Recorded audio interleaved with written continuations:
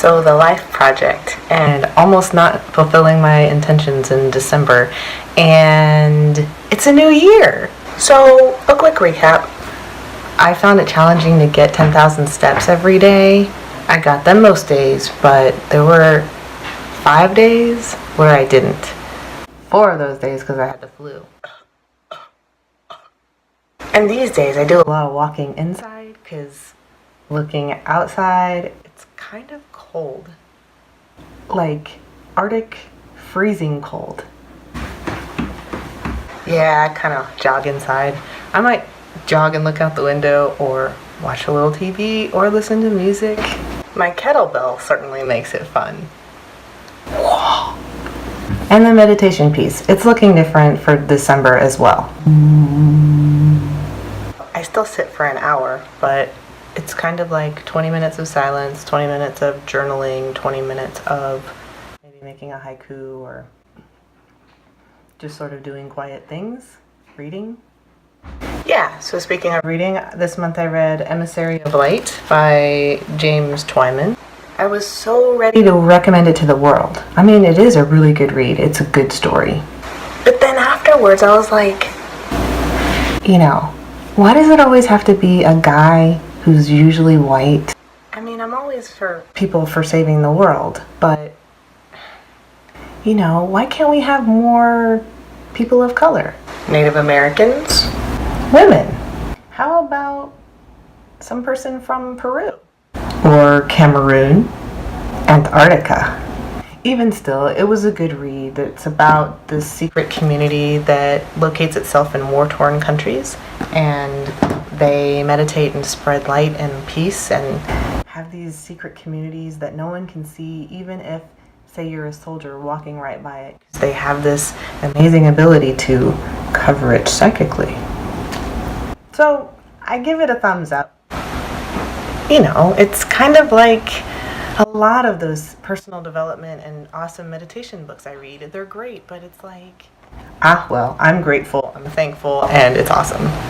So for December, I was working on the technology stuff, and this is the part where it was really challenging. I mean, I had other challenges, but this part was really challenging.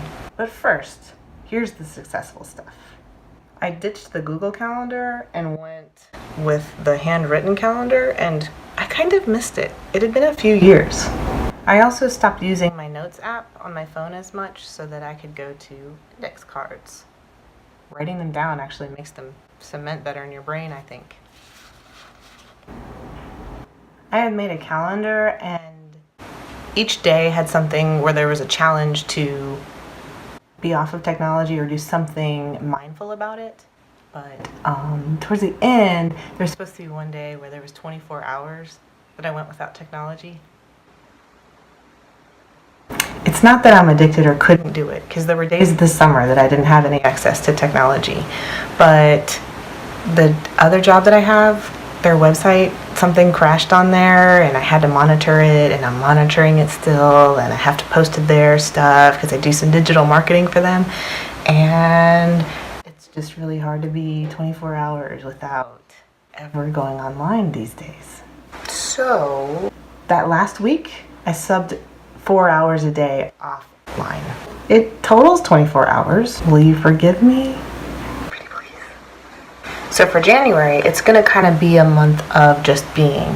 I want to take 10 minutes a day where I just sit and stare and do nothing. Not meditate, not paint or draw or do an activity. I had read some article that said that that's actually really good for your spiritual health. So I was like, you know what? That's a good intention to try to do, because I'm always meditating or always trying to draw or paint or write or read.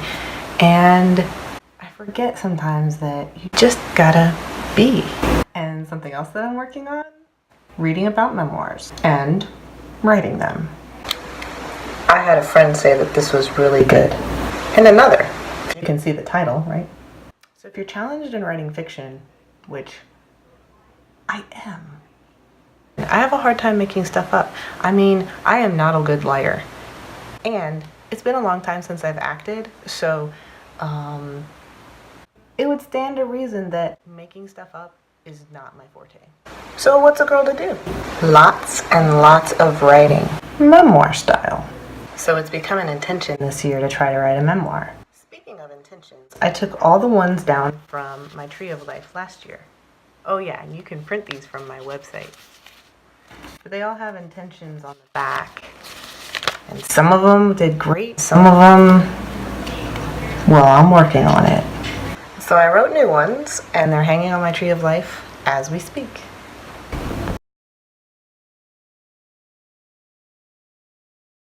There are 21 intentions on that Tree of Life, and I'm sure that some of them will probably need work by this time next year. Many of them, I hope, will be fulfilled.